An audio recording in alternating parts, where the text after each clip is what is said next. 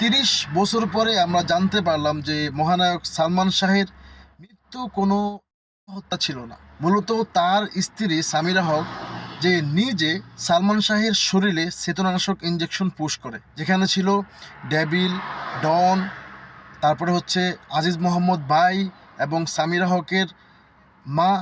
তারা সবাই মিলে এই মিশনে অংশ নেয় এবং তারা সবাই মিলে সালমান শাহকে দুনিয়া থেকে বিদায় করে দেয়। তৎকালীন কুখ্যাত ডন বা হচ্ছে যদি আমরা বলি তৎকালীন হচ্ছে বিখ্যাত প্রযোজক আজিজ মোহাম্মদ ভাই, যে কিনা এই ঘটনাটাকে তার পাওয়ারে, তৎকালীন পাওয়ারে সে এটাকে আত্মহত্যা বলে চালিয়ে দেয় এবং পরবর্তীতে সবাই এটা হত্যা বলে ধরে নেয়। কিন্তু ওই যে একটা কথা আছে না, পাপ বাপকেও ছাড়ে না। আপনি যখন একটা অন্যায় করবেন, সেটা আজ হোক কাল হোক, আপনাকে তার শাস্তি ভোগ করতেই হবে।